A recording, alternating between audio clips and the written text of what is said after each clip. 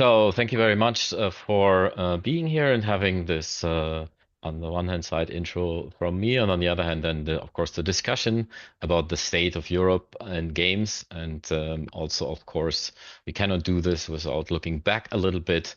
So let me start there. The last couple of years became even a little bit of a meme, even from me, to address the survival part, right? As in, we need to survive. And sharing a little bit of my own journey and that of my colleagues. Definitely in kind of spring last year, we were fed up with that narrative. And we even changed our event into the topic of why we fight. And I think 25 already had a lot of us going into that spirit. And this is, I think, one of the most important things for 26 is to understand why we are doing this. We ultimately are game makers. It's what I call creators, right? We want to express ourselves. We want to produce this culture. We want to be authentic. We want to be telling stories from our region, from our cultures, especially here from Europe. And that I think is very much connected to that creator's mindset. And ultimately, in this, we find cause to why we fight. So, change of mindset is one really important thing. Another is that we obviously, when what you talked about the years before, we said, stay probably smaller and so on, and we saw great success in this. Expedition 33, is this big success stories from France. The stories are legendary, how few people they were and how smart they did use technology and cut corners and all this and produce a fantastic game, right? There is really not much to say about it in a negative way unless you are like the 10 out of 10 super connoisseur, right? It's that good. We saw tremendous success from Sweden, right? Sweden, I think, was like roughly 20% of the gross revenue on Steam were from games from Sweden. And a lot of them were small, fast kind of games, social, with a lot of social elements, like Where's My Are We, right? This is something you play with your friends, where the intention of the developers of having fun with friends really played out, right? And again, underlying this kind of creator mindset. On the other hand, obviously, we have tons of challenges still. Some of the predictions, unfortunately, came true too. We are not just thinking about trade wars, we are in trade wars, right? We have tariffs going on, we have the threat of tariffs, we have the shifting and changing of alliances, and let's see really where this turns out. But I think we all now accepted the reality of a different world where change is permanent. It's not the new normal anymore, like some years ago. It's basically constant change and evolution, and we seem to be all in a kind of time of transformation. And when we talk about transformation, one for our industry is also about AI and how we work with tools and how we see this. How does it touch digital sovereignty in Europe? What's with the techno lords we were addressing in the past? And where I am in my thought process, and a lot of my colleagues feels, is that yes, it is partly a tool. It is also already helpful in many ways. I tried now to even distinguish, three different kinds of. It's obviously not technical, but what you use it for of AI. One is obviously Gen AI, producing art, sound, and so on.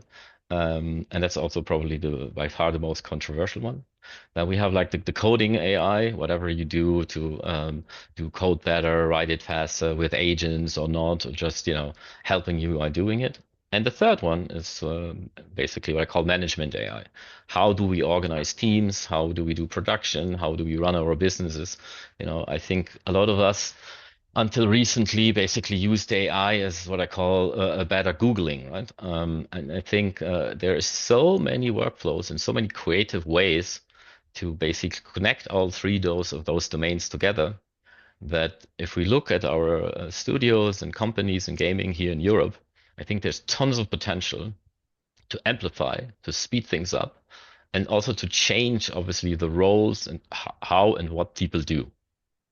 And yeah, that sounds quite positive. I am on that path myself right now. And yes, I still do see downsides, right? This is, I called it to not lose the human factor, right? This is not about automating everything and everything is auto-generated and agents choose the art generated before. This is something where all of us individually, but as teams, as communities, and as the games industry, ask ourselves, how much are we basically getting into and staying in the director's mindset? The ones who make the decisions, right? Are we deciding on this code? Or I'm deciding on, how I read this action item in my summary and self-made operating system through low code and AI vibed systems? The human is still there. They still need to engage. They still need to communicate. They still need to transport the vision, find the team spirit together. But they also need to direct and make the decisions with this kind of director's mindset. What else is important? We started the year, and I already mentioned tariffs, and some of us just lost money because of currency with platforms and whatnot, and there were, bigger drops than usual. And not every small, medium-sized entity hedges against other currencies. So this is something we need to share more knowledge about awareness, and even might be even thinking about pushing some of the platforms to change some of it. Why would I not get the money in the currency it was basically sold? Is a fair question to ask, I think. In regards to other regulatory frameworks and policies, there's obviously tons of challenges out there. We have DFA, which in some cases is definitely threatening what we do. So that is something we need to be quite looking out for and staying in the dialogue and be constructive. Because what's also very important, in my opinion, we can't just go YOLO and say, no regulation on anything, AI for everybody. I think this negative image of Europe being the judge and China and America wins because they do whatever and push all the technology and push the markets and go quite in an extreme way free in regards to markets. I think we should still keep and remain vigilant to protect the core, what makes us European in the regards to values, the human factor, how we deal with each other, how we want to still express ourselves with art, and also coming back to the will to fight, also as leaders and entrepreneurs, right? We talked about smaller teams. We talked about basically now it's time to build.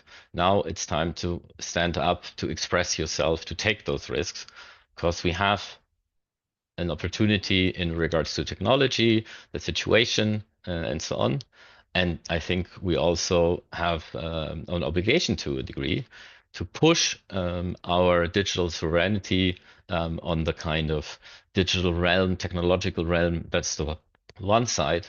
But what about the cultural one? And again, the successes in Sweden and some of the others, Kingdom Come Deliverance, freaking love the game. And is this creative arc, this creative core we have. And if we can tell these stories and make those games based on our culture, I think this gives us kind of cultural digital sovereignty. And this is what I really call for.